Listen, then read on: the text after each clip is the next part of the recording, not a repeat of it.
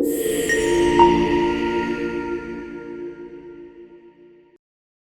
paz do Senhor, chegamos à segunda lição deste terceiro trimestre do ano de 2025 e hoje vamos estudar a segunda lição com o tema A Igreja de Jerusalém, um modelo a ser seguido. Eu sou o pastor Epaminondas Fonseca. Se você não é inscrito ainda no canal, eu peço a sua ajuda. Inscreva-se, curta, comente e compartilhe este vídeo com seus amigos e familiares. Se desejar também, você pode se tornar um membro apoiador.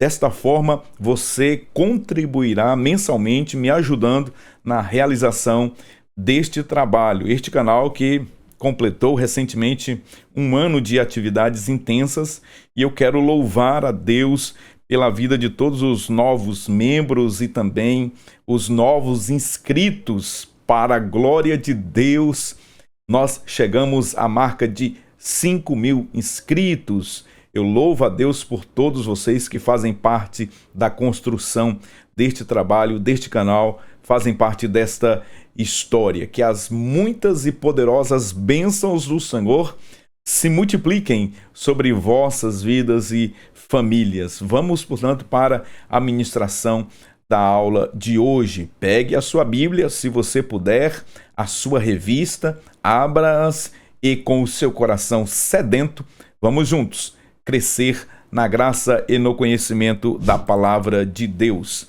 Estamos neste trimestre estudando a igreja em Jerusalém.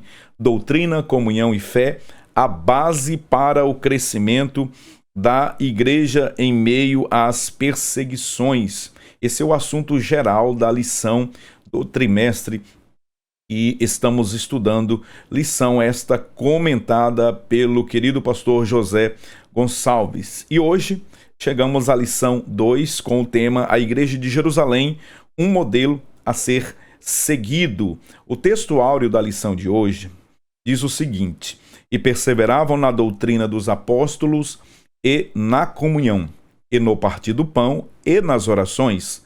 Atos, capítulo 2, versículo 42. A verdade prática assim nos apresenta a seguinte reflexão: a Igreja de Jerusalém, como igreja mãe, tornou-se um exemplo para as demais, um modelo a ser seguido por todas as igrejas verdadeiramente bíblicas.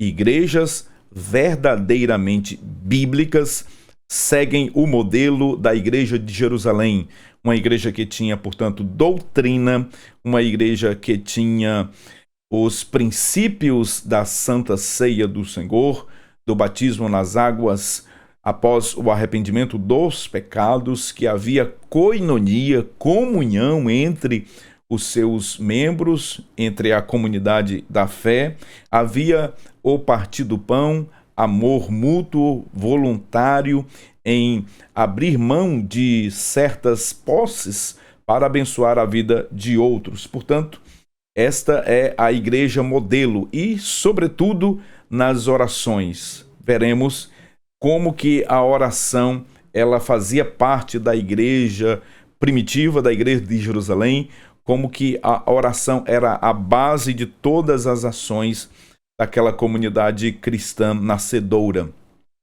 Os 3 objetivos desta lição, o primeiro objetivo da lição de hoje é explicar os fundamentos da igreja de Jerusalém, reconhecer a importância do batismo e da ceia do Senhor como símbolos essenciais da fé cristã.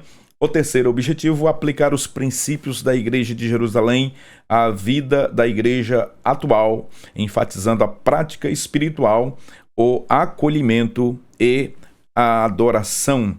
Partindo para a introdução da lição de hoje, vamos apresentar aqui o assunto geral de forma resumida, de forma breve nessa introdução.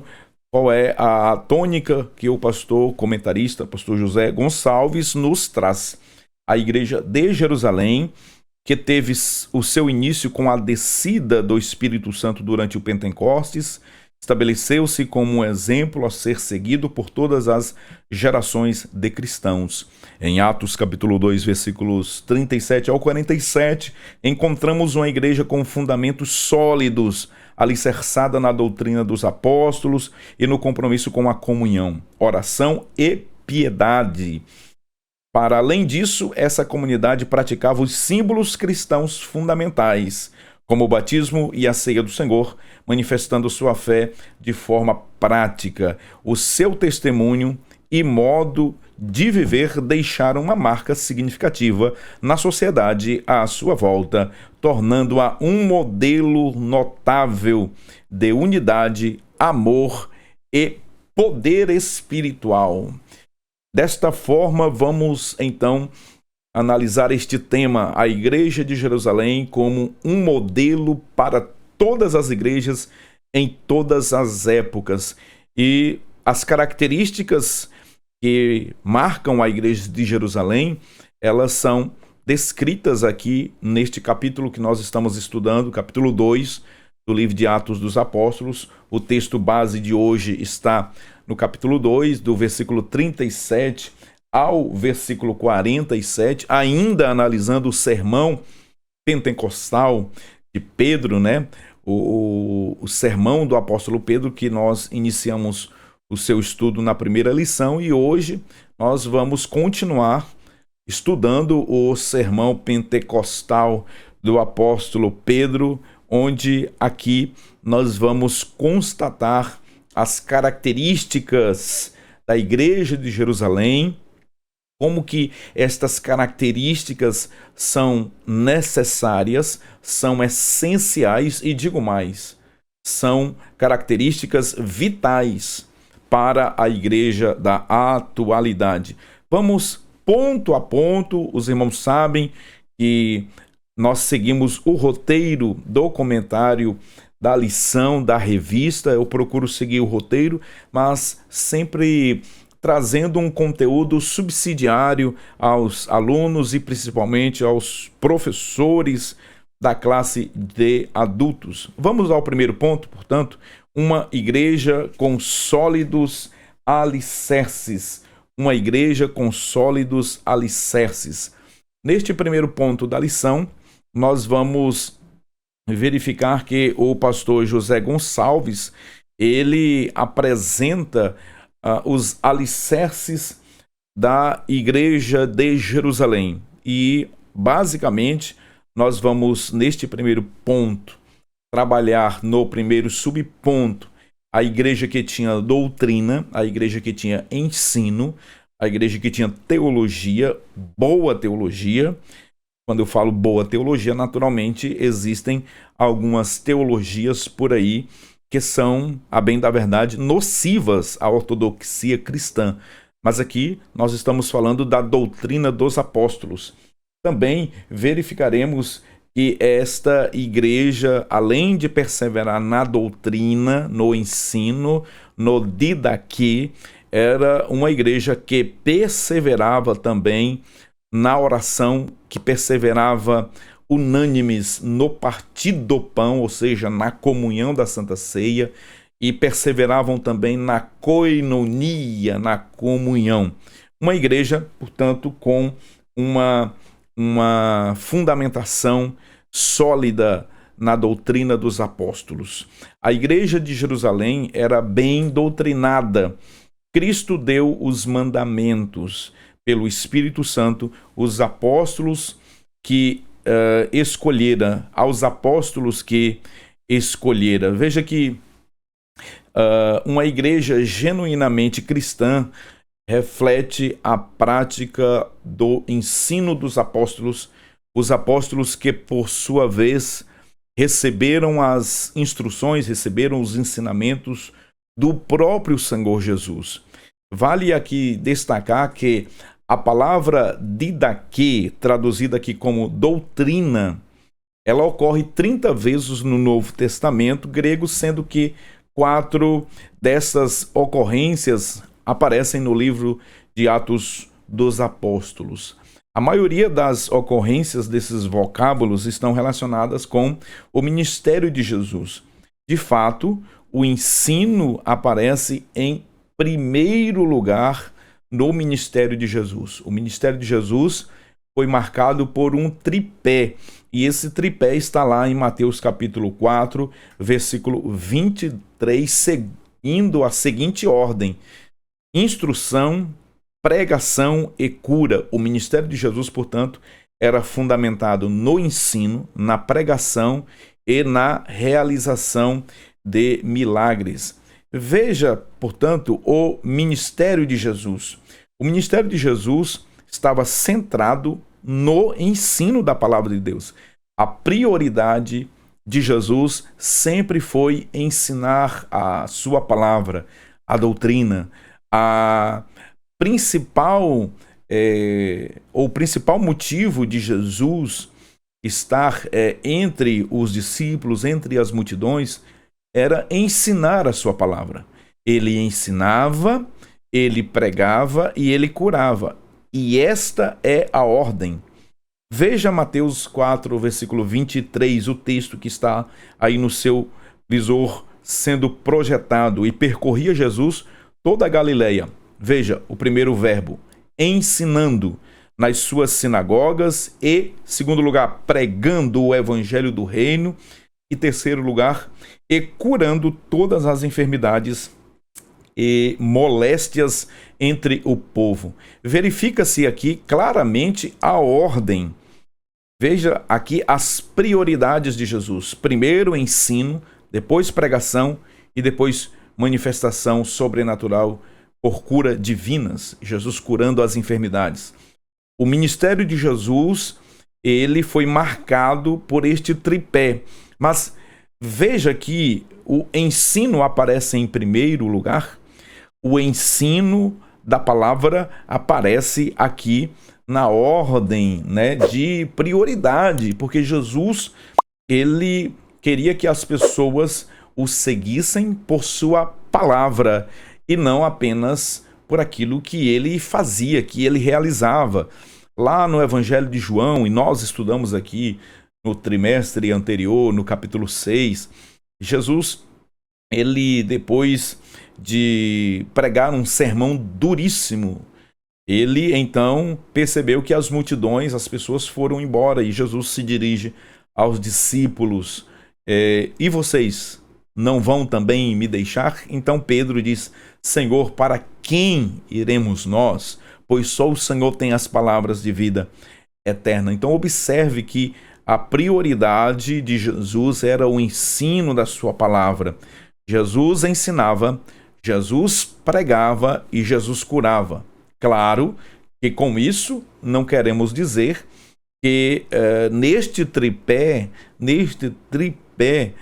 a pregação e a manifestação das curas divinas não devem ser levados em consideração. Absolutamente. Não é nada disso. É que o ensino, ele deve ser sempre a prioridade.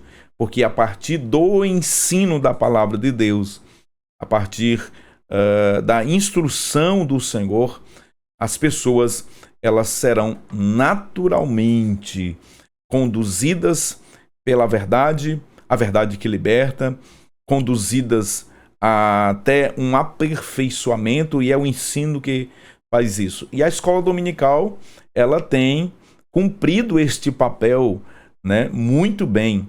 A escola dominical é uma grande agência de Deus aqui na terra para ensinar a sua palavra. O ministério de Jesus, portanto, centrado no ensino, ele causava algumas coisas, e nós destacamos aqui. O ensino de Jesus causava admiração, Mateus 7 e 28. O ensino de Jesus deixava as pessoas maravilhadas, Mateus 22 e 33. As pessoas ficavam sobremodo maravilhadas com o ensino, com a doutrina de Jesus. O ensino de Jesus produzia impacto, Marcos capítulo 1, versículo 27. E o ensino de Jesus revela Deus. Veja como que o ministério de Jesus, ele era marcado pelo ensino da palavra de Deus, gerando, causando, provocando nas pessoas essas reações maravilhosas. Veja que a igreja de Jerusalém, ela aprendeu com o seu mestre, o mestre dos mestres. Os discípulos, os 12, eles estiveram com Jesus por 3 anos e meio e então, agora eles estavam lançando os fundamentos através do ensino, através da doutrina, através daquilo que era necessário para o momento da igreja que estava iniciando, que estava nos seus primeiros passos. A palavra doutrina aparece, né, aqui, e nós sabemos que o termo para doutrina é didache ou didache. A pronúncia no grego não é o meu campo ainda de pesquisa profunda, mas nos parece que essa palavra, que traduzida para nós como doutrina, né, que significa ensinar e instruir, aqui tem um peso, tem uma relevância muito grande no Novo Testamento. O discípulo, ele reproduz o que aprendeu de seu mestre. Os apóstolos aprenderam com Cristo. A igreja primitiva aprendeu com os apóstolos. E nós aqui aprendemos com a palavra de Deus, com aquilo que os apóstolos deixaram, com aquilo que os escritores do Novo Testamento, usados naturalmente pelo Espírito Santo do Senhor, deixaram como escritos para que nós pudéssemos conhecer a sã doutrina, a palavra de Deus. Então veja, há uma ordem aqui. Os apóstolos aprenderam de Cristo. A igreja primitiva aprendeu dos apóstolos. O pastor José Gonçalves, no livro de apoio que eu recomendo aos professores de escola bíblica dominical que tenham o livro de apoio do trimestre, na página 32, o pastor José Gonçalves apresenta as 3 dimensões em que o ensino cristão deve orbitar. O ensino cristão, o genuíno ensino cristão, geralmente, ele está circundado, ele está baseado, fundamentado, né, por 3 dimensões. A primeira dimensão é a ortodoxia. A segunda dimensão é a ortopraxia. E a terceira dimensão é a ortopatia. Vamos entender estas expressões. Pegue caneta, anote essas expressões, se você assim pode fazê-lo agora. A educação cristã ortodoxa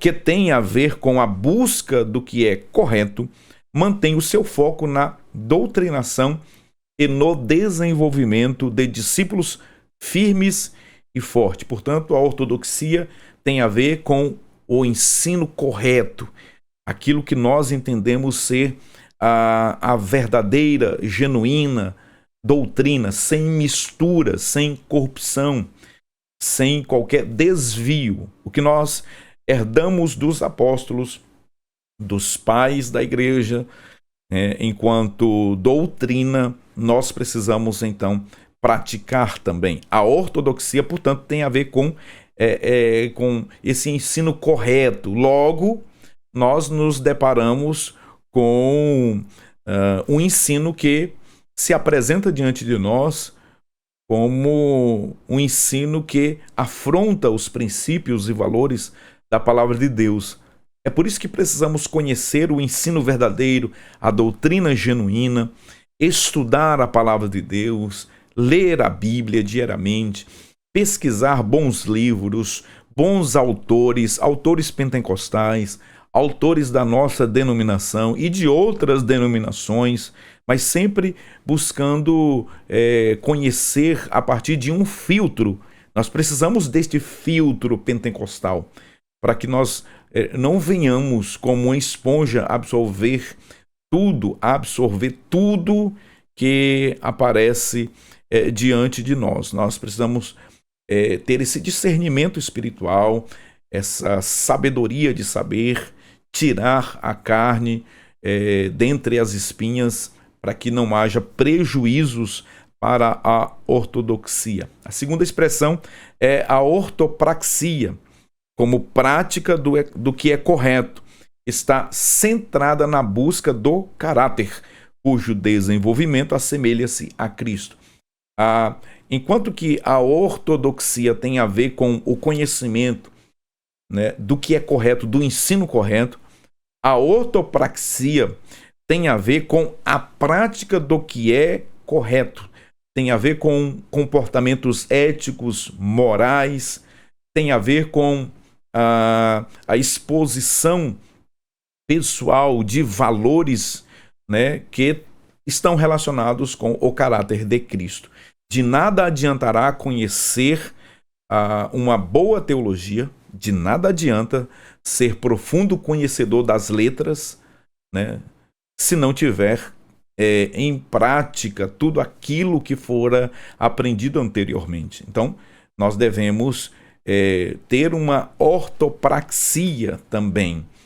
Lembrem-se do que está escrito lá no livro de Esdras, lá no capítulo 7, versículo 10 do livro de Esdras. Esdras dispôs o seu coração buscar a lei do Senhor. Ele, depois de buscar a lei do Senhor, praticar a lei do Senhor, depois ensinar a lei do Senhor. É exatamente esta ordem. Esdras buscou conhecimento, estudou, se preparou, mergulhou a fundo na leitura de bons livros, da Torá, da lei, da palavra de Deus. Depois ele foi viver o que ele havia aprendido. Depois ele colocou em prática a ortopraxia. Primeiro a ortodoxia, depois primeiro a ortodoxia, depois a ortopraxia. E a terceira dimensão do ensino genuinamente cristão é a ortopatia, que tem a ver com sentimentos. O sufixo aqui, patia, tem a ver com sentimentos, né? Tem a ver com desejos, com emoções. Procura moldar o discípulo tanto na esfera sentimental como na moral, fornecendo ao crente uma cosmovisão correta da sua vida no mundo. Dessa forma, a ortopatia tem a ver com a nossa cosmovisão de mundo. Como nós enxergamos o mundo, como nós enxergamos tudo que está à nossa volta. A cosmovisão é como o cristão deve enxergar e contemplar todas as dimensões da sociedade. A cosmovisão é quando o crente, o cristão, ele põe as lentes cristãs para enxergar o mundo a partir das lentes do Evangelho. Enxergar o mundo a partir da ótica de Deus, da ótica de Cristo, da ótica de Jesus. Dessa forma, o ensino, a doutrina dos apóstolos, a doutrina da igreja de Jerusalém, da igreja primitiva, também deve ser as três dimensões do ensino da igreja contemporânea, da igreja atual. Dessa forma, não pode jamais faltar ortodoxia, ortopraxia e ortopatia no ensinamento da igreja da atualidade.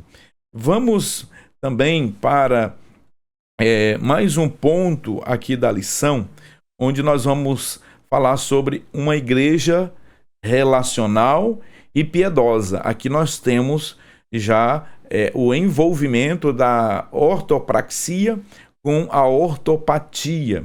A igreja perseverava na comunhão, em grego, koinonia. Era uma igreja que se relacionava, uma igreja relacional, uma igreja que estava dedicada à construção de bons relacionamentos. Sem relações interpessoais fortes, a igreja cai em um mero ativismo. O que é um ativismo? Há muita atividade, há muito trabalho, há muito suor derramado, mas sem o calor humano que caracteriza a verdadeira vida cristã. Muitas pessoas, elas estão confundindo o trabalho na Igreja do Senhor com o ativismo religioso intenso que tem levado pessoas, inclusive, a se decepcionarem com a igreja por conta dessas muitas atividades que não há relacionamentos pessoais. De nada adiantará uma atividade intensa na igreja sem que haja o olhar humano, o calor humano, as relações pessoais, a comunhão, a koinonia.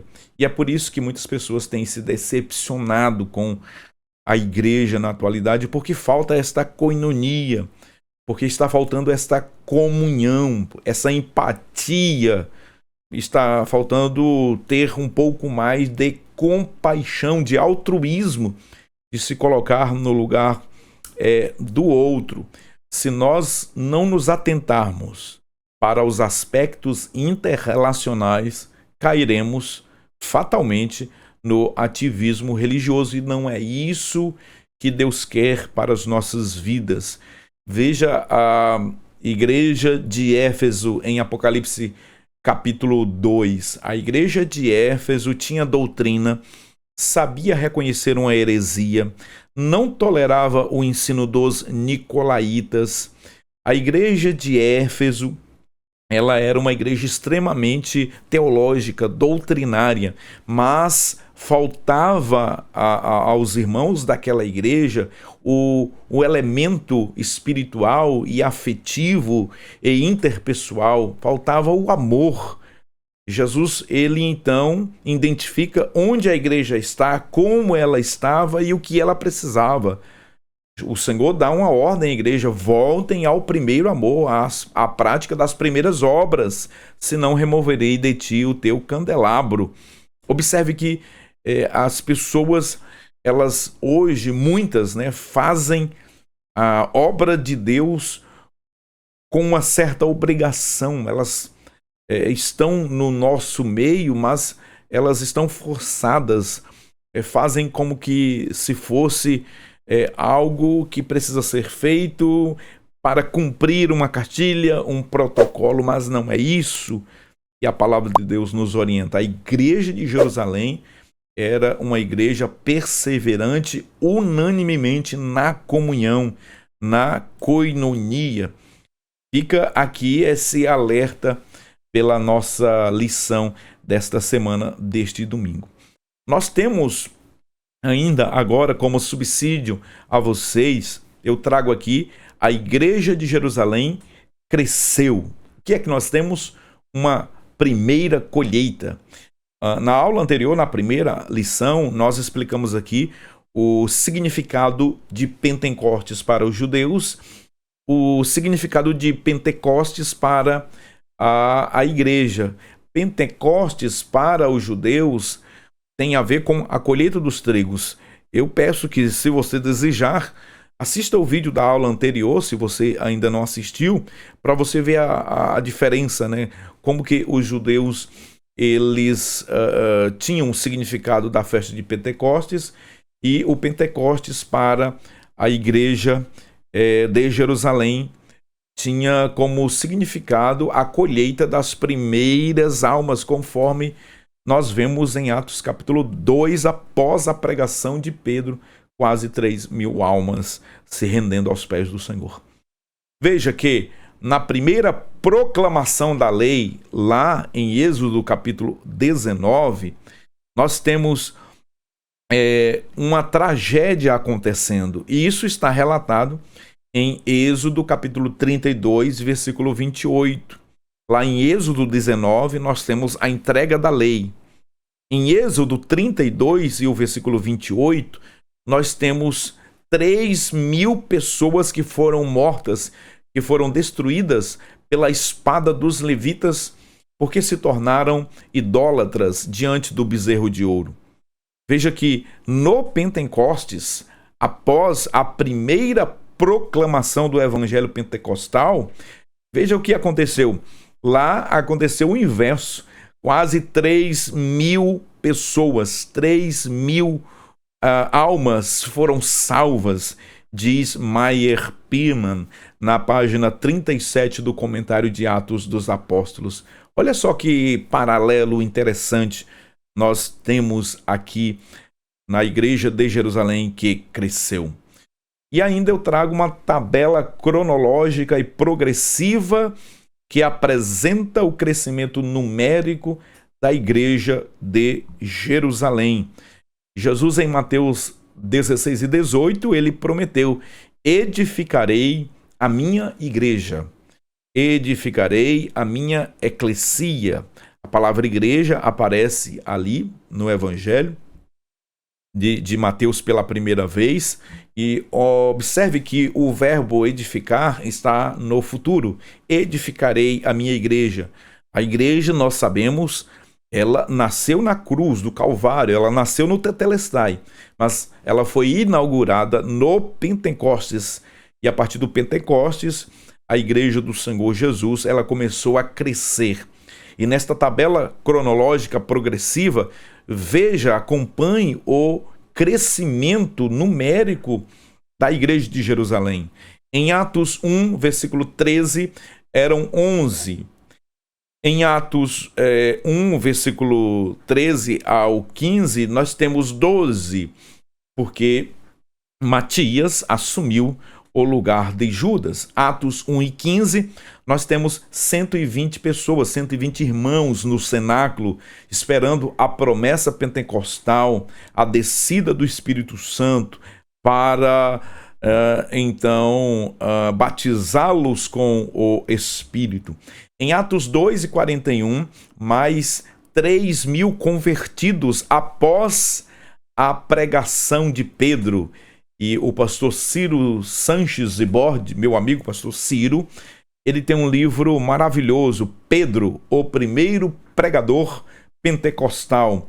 Dessa forma, em Atos 4, versículo 4, nós temos agora mais 5.000 homens convertidos. Atos 5 e 14, multidão de homens e mulheres. Atos 6 e 1, multiplicação dos discípulos. Atos 6, versículo 7, se multiplicava e muitíssimos sacerdotes abraçavam a fé. Atos 9, 31, nós temos um crescimento regional. E a partir do capítulo 13, nós temos o crescimento global, intercontinental, a igreja se espalhando pelo mundo. Então veja que a igreja que começou ali com 12, e depois ela cresceu para 120. Esse número só foi aumentando, só foi se multiplicando. A consequência infalível da qualidade é a quantidade. Então veja, quando há qualidade, como consequência, virá a quantidade, e não o contrário. Nós observamos na atualidade muitas pessoas que buscam até de forma errônea por números, até idolatram números, né? E métodos e mais métodos para se alcançar número de pessoas. Mas eu tenho dito que Deus, ele unge pessoas para fazer o trabalho.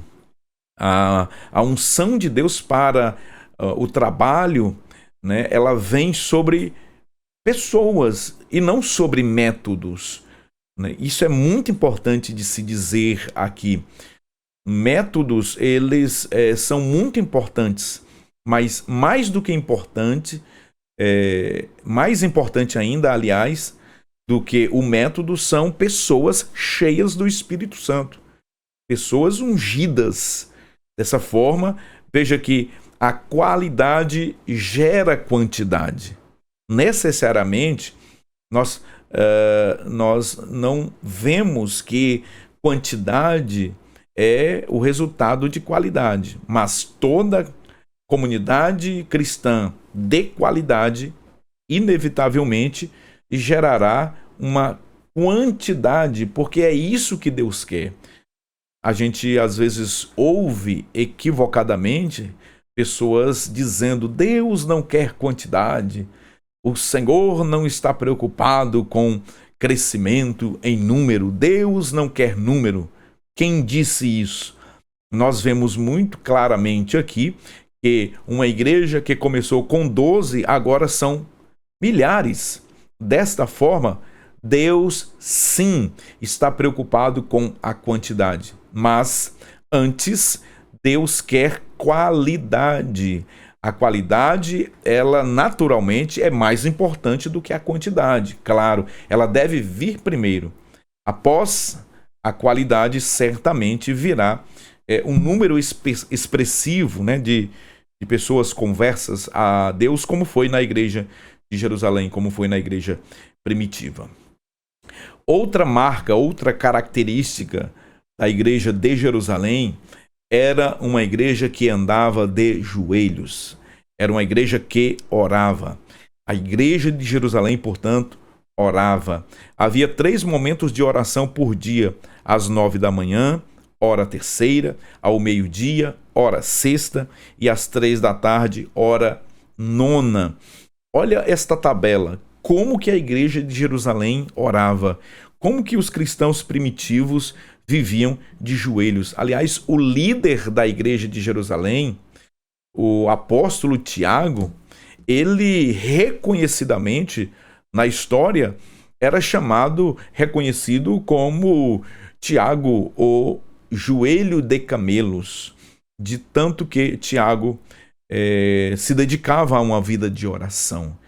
E a vida de Tiago de oração fez com que ele ganhasse a simpatia não apenas da igreja, dos seus irmãos de comunidade de fé, mas inclusive de judeus que o respeitavam muito por conta da sua intensa vida de oração. Em Atos capítulo 1, versículo 14, os discípulos perseveravam unânimes em oração após a ascensão de Jesus. Em Atos capítulo 1, versículo 24, os discípulos, eles oraram, né? E buscaram ao Senhor em oração para a escolha do substituto de Judas, que foi Matias. Em Atos 2, a igreja estava reunida em oração, esperando a descida do Espírito Santo. No versículo 42, em oração coletiva, a igreja perseverava na doutrina, na comunhão, no partir do pão e nas orações. Em Atos capítulo 3, Pedro e João sobem ao templo para a oração da hora nona. Em Atos capítulo 4, versículo 24, após a prisão de Pedro e João, nós temos a igreja orando e a casa, o lugar onde eles estavam, segundo o versículo 31, tremeu, né? O lugar onde eles estavam tremeu diante da glória de Deus, do poder de Deus que desceu ali enquanto eles oravam. Em Atos capítulo 6, nós temos Estevão orando, né?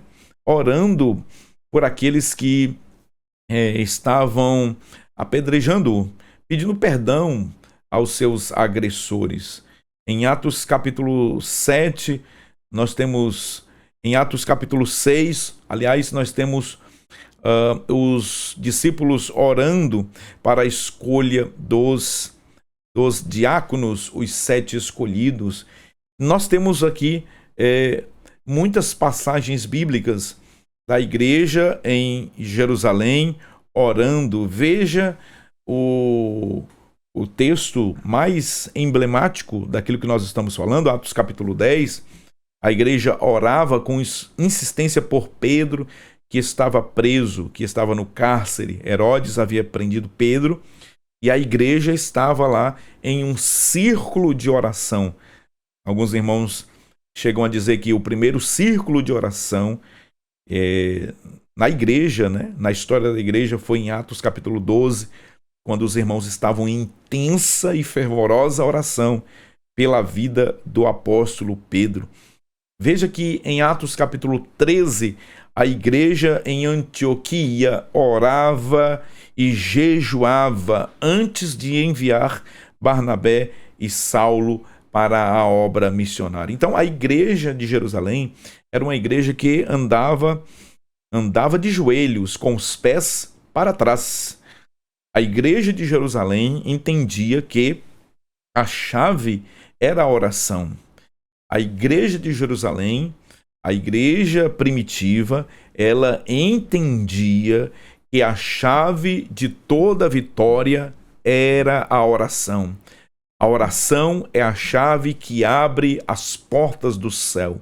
A oração é a chave que abre as janelas do céu. A oração, ela move os céus. A oração move a terra. Portanto, a igreja de Jerusalém, quando estava sendo perseguida, ela foi para os joelhos, ela foi para a oração. Quando o pastor da igreja, quando o líder da igreja estava enfrentando perseguição, prisão, a igreja estava de joelhos.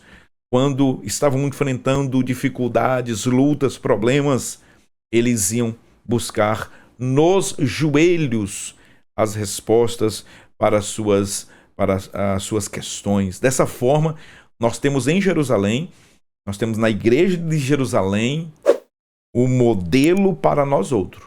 Se nós quisermos, se pretendermos ter uma vida vitoriosa, se a igreja quer ser triunfante neste mundo tenebroso, terrível, a igreja, ela deve também dobrar os seus joelhos e buscar a Deus intensamente, sabendo que esta é a chave da vitória da igreja.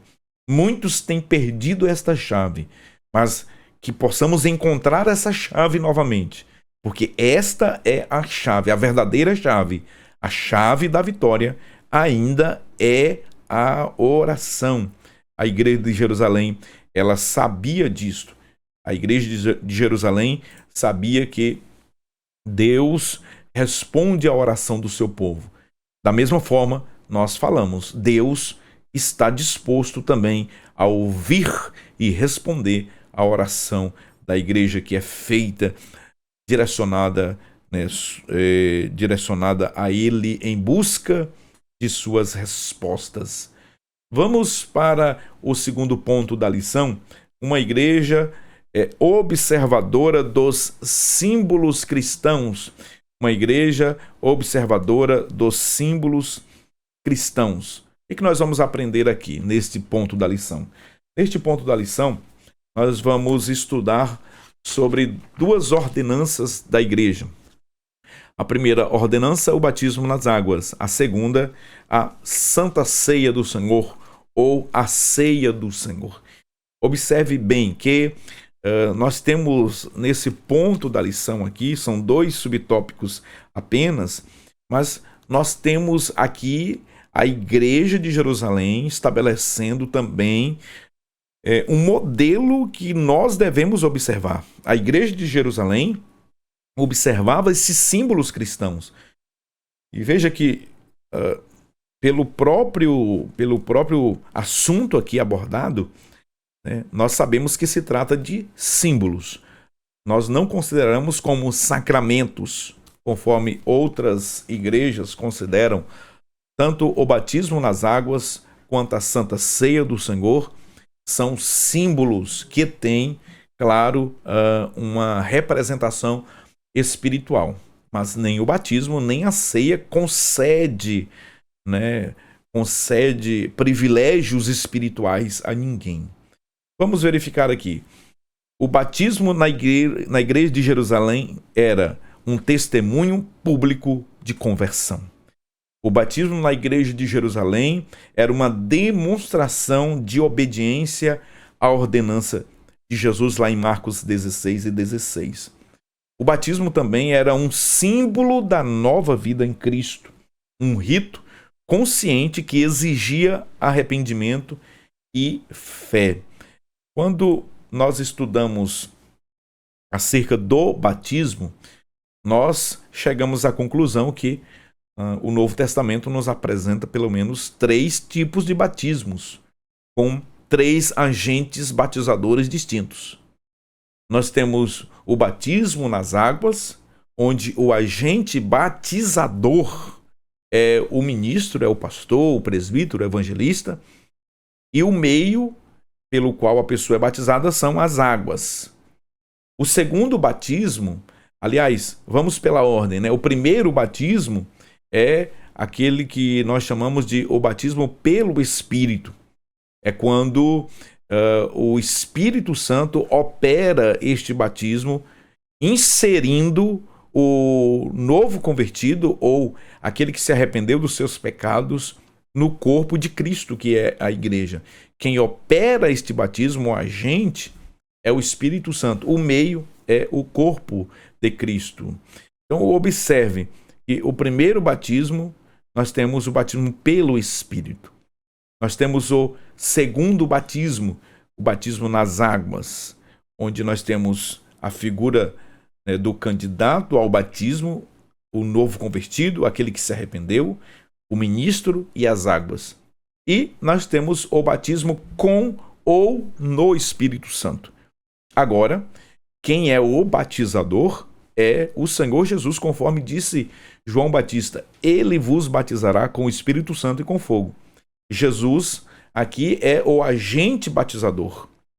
E quem é batizado é o crente arrependido dos seus pecados, o crente regenerado, o crente salvo. Agora, ele pode ser mergulhado, e o meio pelo qual ele é mergulhado agora não é águas H2O, mas o Espírito de Deus, onde Jesus mergulha essa pessoa no Espírito de Deus para capacitá-la para uma grande obra, uma obra de poder. É o batismo pentecostal, é o dom do Espírito, é aquilo que nós estudamos na lição anterior.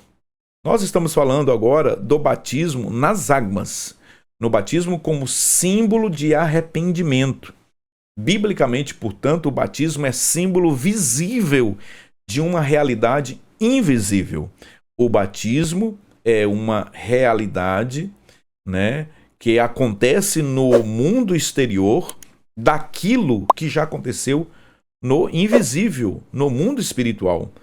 O batismo, portanto, é um símbolo do arrependimento. O batismo é um símbolo visível de uma obra que já aconteceu no interior do crente. O batismo deve ser uma demonstração pública, deve ser o símbolo ou a simbologia do arrependimento que já aconteceu no interior do crente, no interior da pessoa. Dessa forma, nós precisamos entender que o batismo ele foi praticado pela igreja de Jerusalém e deve ser como modelo, deve ser considerado também como modelo para nós hoje na atualidade. Bom, os arautos do batismo por aspersão argumentam erradamente que não havia bastante água em Jerusalém ou água suficiente para batizar aqueles 3.000 conversos, aqueles 3.000 arrependidos por imersão. Existe o batismo por imersão e nós temos o batismo por aspersão.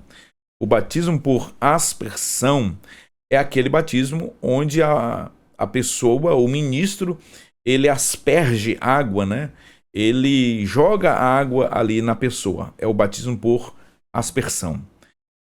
Esse batismo nós não consideramos ele bíblico.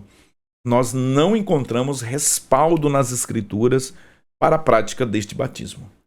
O batismo que nós consideramos, conforme inclusive a nossa confissão de fé, a declaração de fé das Assembleias de Deus, é o batismo por imersão. Até porque a palavra baptizou significa mergulhar, significa imersão, significa estar debaixo das águas. Dessa forma, nós podemos aqui claramente, seguramente, conforme a palavra de Deus, dizer sem medo de errar, que o batismo praticado pela igreja primitiva era o batismo por imersão. Era o batismo onde as pessoas, os novos convertidos, eles eram mergulhados. E veja que em Mateus, capítulo 3 e o versículo 16, nesta obra aqui, que nós estudamos no ano passado, no primeiro trimestre do ano de 2024, também escrito pelo querido pastor José Gonçalves, O Corpo de Cristo, tratando do assunto, o pastor José Gonçalves diz que nós podemos verificar, né? Verificar que o batismo do Novo Testamento, o batismo praticado tanto por João Batista quanto pela igreja primitiva, era um batismo por imersão. Mateus 3,16, e sendo Jesus batizado, saiu logo da água. Veja João capítulo 3, versículo 23. Ora, João batizava também em Enon, junto a Salim, porque havia ali muitas águas, e vinham ali e eram batizados. Olha o que está escrito em Atos capítulo 8, versículo 38 e 39. E desceram ambos as águas e saíram das águas.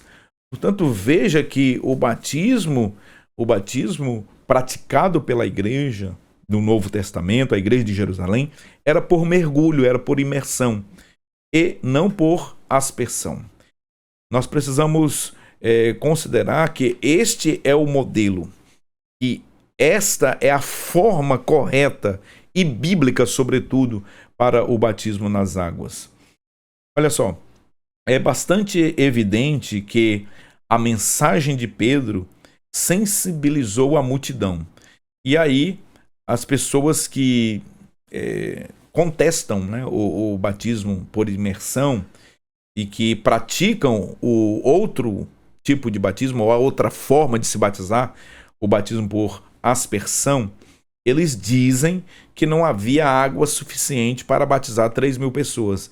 Só existe uma maneira de reconhecer o batismo daquelas pessoas através do batismo por aspersão. Mas essa é uma lógica equivocada. Por quê? Veja bem, naquele dia, o dia de Pentecostes, 3.000 judeus responderam positivamente, né, ao chamado para a salvação. Eles então foram batizados nos inúmeros tanques, em hebraico, mikvah, situados na extremidade sul do templo. Há estimativas, olha só, essa informação aqui é muito interessante. Há estimativas arqueológicas da possível existência de cerca de 200 tanques batismais ao pé do monte do templo, dos quais dezenas já foram descobertas. Esta informação está no livro, no comentário de Stephen Guerre, Atos, né? O livro de Atos, comentado por Stephen Guerre, essa obra aqui maravilhosa, da Chamada da Meia-Noite. Essa informação está neste livro, né? De que haviam por volta de 200 tanques ali nas proximidades. Inúmeros tanques, portanto, existiam ali em Jerusalém, onde os judeus praticavam este ritual, né? Batizando os prosélitos, as pessoas de outras nacionalidades que se convertiam ao judaísmo, elas passavam por esse batismo prosélito, onde era um ritual de purificação, sinalizando agora a entrada no judaísmo. Portanto, veja que o problema aqui não é água, porque a água existia suficiente. Sem contar no tanque de Siloé, né? O tanque de Siloé, que havia uma multidão ali. Então, havia água suficiente. E lá estavam, né, os discípulos prontos para batizarem essas 3.000 pessoas que receberam a fé. Depois de falarmos do batismo nas águas e algumas considerações importantes, Vamos falar agora sobre a ceia do Senhor, a segunda ordenança de Jesus para a sua igreja. A primeira ordenança é o batismo nas águas. E ainda é bom destacar aqui o ponto que foi muito bem trabalhado pelo comentarista, é que o batismo nas águas não é para a salvação. Nós já tratamos deste tema aqui em outras lições, mas é sempre bom tocar nesse ponto novamente. O batismo nas águas é para o salvo e não para a salvação. Como nós já afirmamos aqui, é um símbolo visível do arrependimento que aconteceu no interior do crente converso. Desta forma, nós não cremos que o batismo salva, conforme outras confissões, né? Aqui, quando Pedro disse: arrependei-vos, né, e sejam batizados para que os seus pecados sejam perdoados, o apóstolo Pedro, ele está falando exatamente sobre como que as pessoas arrependidas dos seus pecados, salvas, elas devem agora fazer a sua confissão pública diante das pessoas de que agora ela é salva, ela é cristã, ela é crente em Cristo Jesus. Mas o batismo, naturalmente, ele não salva em hipótese alguma. Crer que o batismo salva é incorrer no erro de acreditar na salvação por obras. E, definitivamente, a salvação ela é pela fé em Cristo Jesus. Vamos para o segundo assunto deste ponto da lição, a ceia do Senhor. A ceia do Senhor é um memorial. A ceia do Senhor, ela revela a comunhão vertical entre o participante e naturalmente Deus, e comunhão horizontal com a comunidade da fé. A Santa Ceia também é uma celebração. Nós aprendemos que a ceia era uma forma de lembrar da morte do Senhor todos os dias, mantendo viva a memória do sacrifício de Cristo. Paulo, escrevendo aos Coríntios, capítulo 11, né, a partir do versículo 23 a seguir, ele diz: porque eu recebi do Senhor, porque também vos entreguei.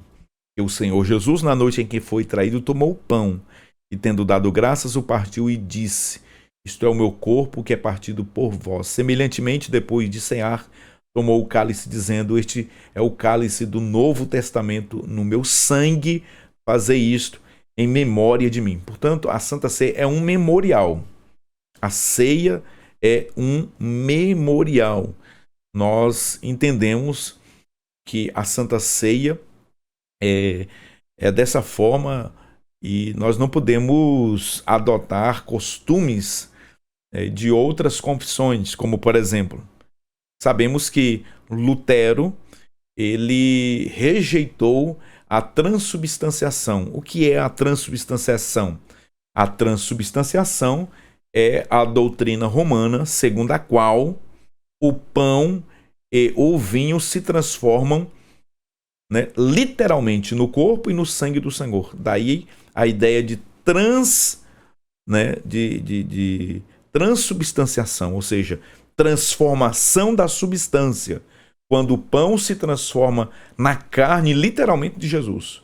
Os irmãos católicos romanos, eles entendem dessa forma, que o pão se transforma no corpo, literalmente, de Jesus, e que o vinho se transforma literalmente no sangue de Jesus. Lutero, o grande reformador, ele rejeitou essa interpretação. Lutero, ele disse que não há transformação de substância, mas o que há é a consubstanciação. A consubstanciação, para Lutero, era que havia a presença do corpo e do sangue de Jesus nos elementos.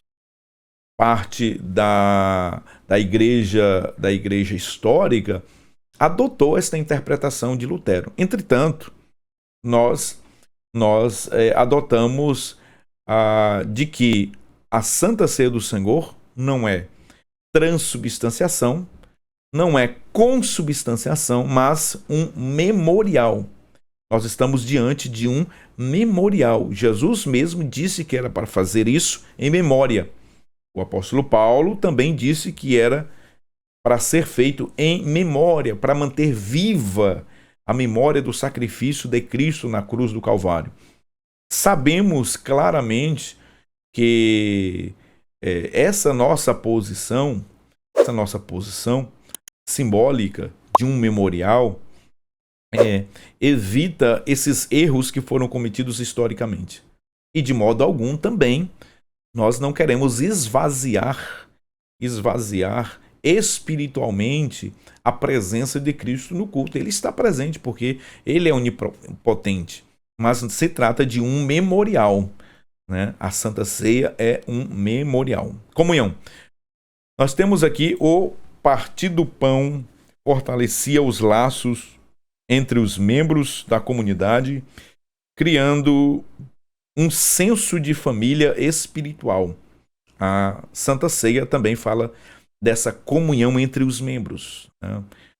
A Santa Ceia, escrita por Paulo ali, ele observa que os crentes eles deveriam olhar pelo menos em 4 direções. Eles deveriam olhar para trás, para o que Cristo fez na cruz. Eles deveriam olhar para dentro de si, ao fazer uma autoavaliação, um autoexame. Dessa forma, o crente, quando ele participa da Santa Ceia, ele olha para trás, para o que Cristo fez. Ele olha para dentro de si, para verificar, constatar como ele está, a autoavaliação. Examine-se, pois, o homem a si mesmo. O crente deve olhar para o lado, para ver como que está a comunhão com os santos, como que está o relacionamento com as pessoas, se não tem relacionamentos quebrados, feridos, e, portanto, ele deve olhar para o lado, até para perceber se alguém está faltando e ajudar esta pessoa. E o quarto olhar do crente na Santa Ceia deve ser para frente, para o alto. Jesus, ele virá arrebatar a sua igreja. E o apóstolo Paulo disse que nós deveríamos manter viva a memória do sacrifício de Cristo até que volte. Enquanto Jesus não voltar, nós precisamos celebrar. A ceia é uma celebração de alegria e gratidão pelo que Cristo havia feito, pelo que Cristo fez, né, na cruz do Calvário, pagando o preço dos nossos pecados, nos justificando, redimindo-nos, nos adotando na família de Deus, nos santificando e em breve, no arrebatamento, nos glorificando. Portanto, a Santa Ceia do Senhor é um memorial praticado pela igreja primitiva, da qual nós também devemos manter isso, esta memória viva, todas as vezes que nos reunirmos para participarmos da festa da igreja, que é a Santa Ceia do Senhor. Participantes da Santa Ceia. Quem deve participar da Santa Ceia?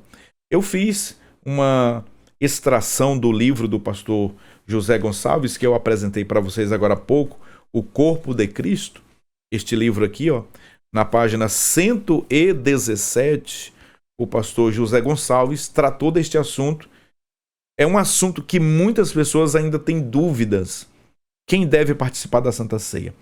Na atualidade, tem eclodido nas redes sociais, né, nas plataformas aí, a ideia de que qualquer pessoa pode participar da Santa Ceia. Eles argumentam que não há nenhuma restrição na Escritura Sagrada para a pessoa participar, seja ela crente ou não, batizada ou não.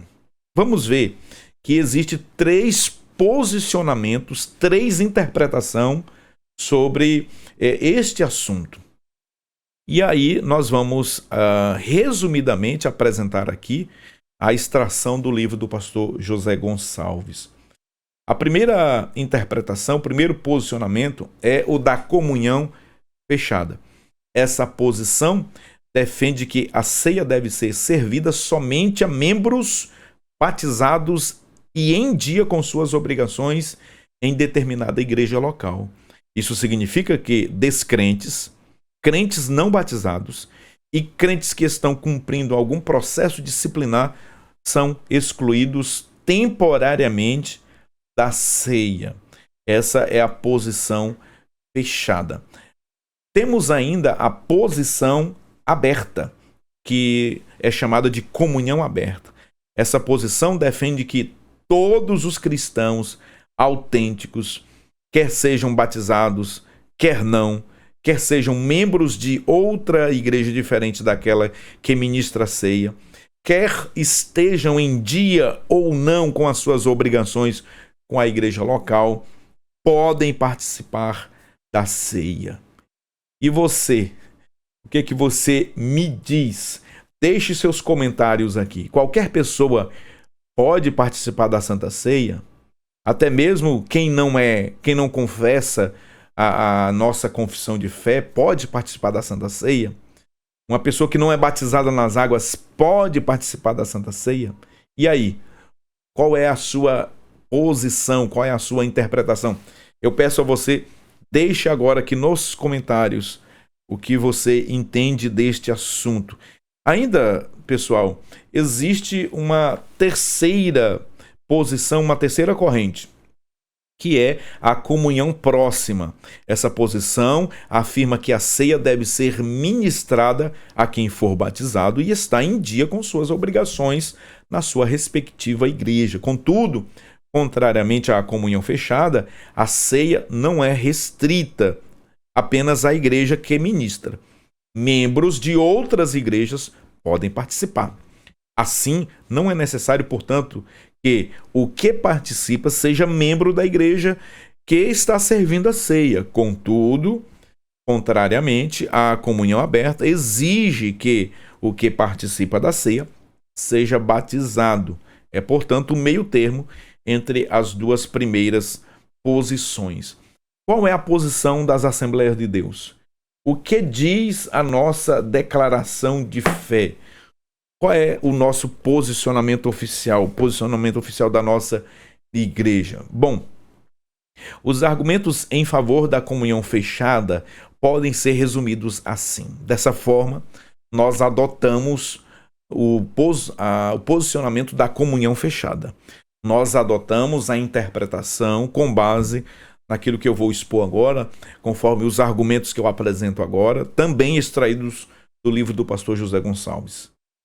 Veja que a nossa posição, observe que o nosso entendimento é de que somente pode participar da ceia do Senhor aqueles que são batizados em águas, aqueles que estão em comunhão com Deus e com a igreja local, cumprindo assim suas obrigações eclesiásticas. Desta forma, nós adotamos a posição da comunhão fechada. Essa primeira aqui, que eu mostro a vocês. Nós adotamos a comunhão fechada como sendo a posição oficial da nossa igreja. E as razões? Quais são os argumentos em favor da comunhão fechada? Nós temos, Jesus mandou, em primeiro lugar, pregar o evangelho e batizar os convertidos. Isso está em Mateus capítulo 28. Nós temos que no livro de Atos, os crentes eram a princípio batizados e só depois disso participavam da Santa Ceia.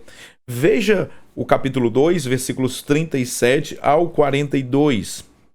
Esses versículos mostram sem sombra de dúvidas que as pessoas, em primeiro lugar, convertiam-se, eram batizadas em águas e depois participavam da ceia do Senhor, denominada aqui de o partir do pão. Quando você lê esses textos, esses versículos, o versículo 37 ao 42, fica claro aqui o processo Primeiro arrependimento, conversão, depois o batismo nas águas e depois Santa Ceia. Acompanhe aqui o versículo 37. Ouvindo eles isto, compungiram-se e em seu coração e perguntaram a Pedro e aos demais apóstolos: "Que faremos, varões, irmãos?" E disse-lhes Pedro: "Arrependei-vos." Olha, primeiro passo, arrepender-se. Depois, seja batizado, cada um seja batizado. Primeiro arrependimento, depois batismo em nome de Jesus para perdão dos pecados, e recebereis o dom do Espírito Santo, porque a promessa vos diz respeito a vós, aos vossos filhos e a todos os que estão longe, a tantos quantos Deus nosso Senhor chamar. E com muitas outras palavras isto testificava e os exortava, dizendo: "Salvai-vos desta geração perversa." De sorte, veja bem, versículo 41, de sorte que foram batizados os que de bom grado receberam a sua palavra. E naquele dia agregaram-se quase 3.000 almas. Então veja mais uma vez aqui o texto reafirmando, ratificando que primeiro houve o arrependimento, depois o batismo. Aí veja o versículo 42. O versículo 42 diz assim, ó: "E perseveravam na doutrina dos apóstolos e na comunhão e no partir do pão." O partir do pão aqui é uma clara referência à Santa Ceia. O partir do pão aqui, sem sombra de dúvida, é a ceia do Senhor. Então vejam, primeiro passo, arrependimento dos pecados. Segundo, batismo nas águas, como testemunho público do arrependimento. E o terceiro passo, Santa Ceia. Esse é o processo. Essa é a nossa posição, a da comunhão fechada. Dessa forma, nós entendemos que somente podem participar da Santa Ceia aqueles que foram batizados nas águas, que naturalmente arrependidos dos seus pecados, confessaram a Jesus, desceram as águas, agora estão aptos a participarem da ceia do Senhor. Veja que esta é a prática seguida também pela igreja na época da patrística, dos pais da igreja.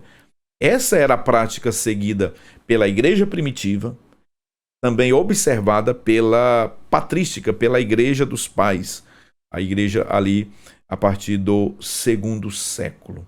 Vamos para frente para o terceiro tópico, estamos caminhando para o final desta aula. Uma igreja modelo, uma igreja reverente e cheia de dons. Nós, ao estudarmos o capítulo 2 de Atos dos Apóstolos, nós constatamos uma igreja reverente, uma igreja que tinha temor. Em cada alma havia temor. A palavra grega aqui para temor é phobos, que também significa reverência, respeito pelo sagrado.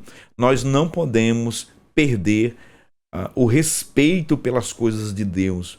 Nós não podemos jamais deixar esvair a reverência no seio da comunidade cristã. O temor a Deus, ele precisa ser um fator norteador da igreja na atualidade. Presenciamos muitos que já não têm mais reverência, que não têm mais temor de Deus, que não têm mais respeito pelo sagrado, não respeita a palavra de Deus, não respeita a oração, não respeita o culto, não respeita a casa de Deus, não respeita, né, a palavra de Deus em si. A igreja de Jerusalém era uma igreja reverente, cheia de dons, uma igreja que tinha temor, uma igreja que respeitava o sagrado, que respeitava a santidade de Deus. Dessa forma, nós temos como modelo a igreja de Jerusalém também. Aqui nós vemos que a igreja de Jerusalém, além de ser uma igreja cheia de temor e de dons, era uma igreja acolhedora. Nós temos uma unidade comunitária. O versículo 44 diz que todos os que criam estavam juntos e tinham tudo em comum. A igreja de Jerusalém é um modelo de igreja acolhedora. Os membros compartilhavam seus bens e recursos, demonstrando um espírito de generosidade e cuidado mútuo. Pessoas precisam ser cuidadas. Ao chegar na comunidade da igreja de Jerusalém, as pessoas eram bem recebidas, bem tratadas. Elas eram assistidas. Havia ali na igreja de Jerusalém esse altruísmo, havia esse amor mútuo em que os crentes novos convertidos eram abraçados. Havia, portanto, a ortopatia. Havia ali toda uma empatia pelas pessoas que chegavam na igreja. Elas eram acolhidas. Existem igrejas que a pessoa aceitou a Jesus naquela comunidade, está lá há 5, 2, 3 anos e ainda é tratada como se fosse uma visitante. Meu Deus, misericórdia. A igreja, ela precisa ser acolhedora. A igreja local precisa praticar o que a igreja primitiva praticava. E é por isso que ela crescia. A igreja primitiva crescia em qualidade, sobretudo, e em número, porque ela praticava o princípio do acolhimento, da hospitalidade, da generosidade, de cuidar dos necessitados, das viúvas, dos órfãos, dos menos favorecidos, daqueles que precisam do suporte, do apoio, do alento. Superação do individualismo é outra marca da igreja de Jerusalém. Não é fácil partilhar, muito menos acolher. A tendência humana é se fechar em seu próprio mundo, na sua bolha, e excluir quem consideramos inconveniente. Essa é a grande verdade. Mas a igreja de Jerusalém é um modelo de superação do individualismo. Nós precisamos crucificar o nosso individualismo e olhar para o outro com um olhar de misericórdia, com um olhar de amor. Na lição próxima, o capítulo 3, aquele homem que estava ali, junto à Porta Formosa, há 38 anos e ninguém estendia a mão para ajudar aquele moço. E houve ali uma empatia. O Senhor Jesus, pelas mãos de Pedro e João, operou um milagre extraordinário. O sentimento de pertencimento na igreja primitiva, na igreja de Jerusalém. Uma igreja acolhedora faz com que os seus membros tenham esse sentimento de pertencimento. Numa igreja acolhedora, os membros se sentem acolhidos e parte do grupo, pertencentes ao grupo. Há um forte senso de identidade, pertencimento comunitário. Não há grupinhos, não há favoritismos, não há panelinhas, não é? Deus, ele manifesta o seu amor indistintamente. O amor de Deus é sem acepção de pessoas. E nós também precisamos manifestar este amor verdadeiro de Deus sem fazer acepção de pessoas, sem criar constrangimentos com grupos dentro da comunidade da fé. Agora, um ponto muito interessante. Nós temos que a igreja primitiva, ela não era uma comunidade comunista. A igreja primitiva não foi o berço do marxismo. A igreja primitiva, a igreja de Jerusalém, ela nada tem a ver com o socialismo, com o comunismo, como alguns querem interpretar. Os adeptos da teologia da missão integral, da teologia da libertação, querem forçar uma hermenêutica, uma interpretação para que encontrem base, fundamento bíblico para esta afirmação, para essa declaração. Mas a igreja de Jerusalém era a comunidade da fé, a igreja de Jerusalém era a comunidade do amor, que partilhava o amor, era uma igreja generosa. E aí eu trouxe aqui uma frase do pastor Ciro, extraída do livro Barnabé, o pregador de fé e obras. Este livro aqui, escrito pelo pastor Ciro Zibordi, da série Pregadores da Bíblia. Neste livro, na página 21, tem um capítulo só sobre este tema. Altruísta mas não comunista. Aqui, falando de Barnabé, quando no versículo 37 do capítulo 4, ele tinha uma herdade, tinha posses, tinha propriedade e vendeu, e o valor da venda ele depositou nos pés dos apóstolos. Então vejam que a Barnabé aqui, ele é altruísta, mas não comunista. E aí eu tive o cuidado de trazer o depoimento de alguns autores sobre esse pensamento. Olha o que diz Osborne no seu comentário do livro de Atos. Muitos estudiosos definiram esse movimento de o primeiro comunismo. Mas aqui não era algo imposto, obrigatório. Coisa que marca, né, do comunismo, a obrigatoriedade, a imposição, né, a ditadura. Comunismo e cristianismo não cabem harmonicamente na mesma frase, são antagônicos. É só observar os países que adotaram essa ideologia, essa filosofia, na sua esmagadora maioria, eram ateístas, né? Que não admitiam a fé de ninguém. Olha o que diz Stephen Guerre no comentário de Atos da editora Chamada, que também já apresentei aqui. Essa era a demonstração de coletivismo bíblico, não de comunismo. Warren Wisber, por certo, não se tratava de comunismo, pois foi um programa inteiramente voluntário, temporário e movido pelo amor. Comentário de Atos dos Apóstolos, de Warren Wisber, página 531. Então nós estamos vendo aqui que se tratava de algo voluntário, não era nada imposto pelo Estado. O Estado não estava movendo coercitivamente os crentes de Jerusalém a venderem suas propriedades e distribuírem às pessoas. Pelo contrário, era algo natural, movidos pelo Espírito de Deus, vendiam e depositavam aos pés dos apóstolos para que assim fosse atendido, ou fossem atendidos todos aqueles que necessitassem de recursos. Olha o que diz ainda Stephen Guerre na página 115 do comentário de Atos dos Apóstolos. Este comportamento não é concebido como uma prescrição para toda a igreja, mas era apenas uma descrição de como a igreja vivia.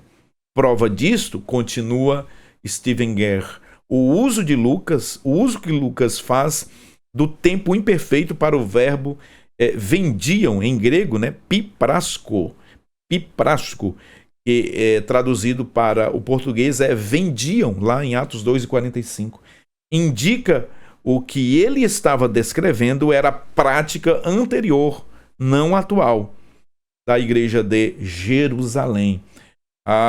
O livro de Atos ele foi escrito por volta do ano 63 depois de Cristo. Nós estamos falando aqui mais de 30 anos depois dos acontecimentos aqui do capítulo 2 de Atos dos Apóstolos aproximadamente.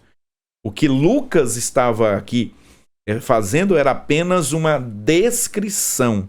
Não se trata de uma prescrição. Uma prescrição é um mandamento, é uma ordem, é uma norma, é uma doutrina. Aqui, nesse caso, nesse contexto, nós temos Lucas apenas descrevendo qual era a prática da igreja primitiva ali do nascedouro, dos primeiros dias. Até porque, em Atos capítulo 11, versículo 27 e 30, houve uma terrível fome em Jerusalém, de forma que os irmãos que estavam movidos voluntariamente em vender suas propriedades, aquilo foi algo voluntário e, conforme diz o próprio Warren Wisber, temporário. Tá bom? A igreja de Jerusalém era uma igreja adoradora. A igreja de Jerusalém era também uma igreja que adorava, que louvava a Deus, conforme Atos 2:47. Louvando, traduz o verbo grego aineo. é o mesmo termo usado para se referir aos anjos e pastores que louvavam a Deus por ocasião do nascimento de Jesus. É usado também para descrever o paralítico que louvava a Deus depois que foi curado junto à Porta Formosa. Então veja que a igreja de Jerusalém era uma igreja que louvava a Deus com um sentimento de júbilo, de gratidão. E Jesus, ele disse que o Pai procura os verdadeiros adoradores, lá em João capítulo 4. E nós devemos adorar a Deus em espírito e em verdade. Portanto, a adoração, ela é uma expressão da alma, do espírito, né? A adoração é muito mais do que cantar. Não é simplesmente cantar. A adoração é uma expressão de rendição total, de entrega total a Deus. É o reconhecimento da grandeza de Deus e de seus poderosos feitos. Chegamos ao final de mais uma aula. Muito obrigado por sua audiência, por sua companhia. Lembrando que se você não é inscrito no canal, inscreva-se, curta, comente e compartilhe este vídeo. Se desejar também receber esses materiais na íntegra, torne-se membro, torne-se apoiador deste trabalho do meu canal e você terá acesso à pasta dos membros com todos os materiais que lá estão disponíveis para vocês. Deus abençoe você, sua casa e sua família. Eu espero por você no próximo vídeo, querendo o Senhor nosso Deus. A paz do Senhor.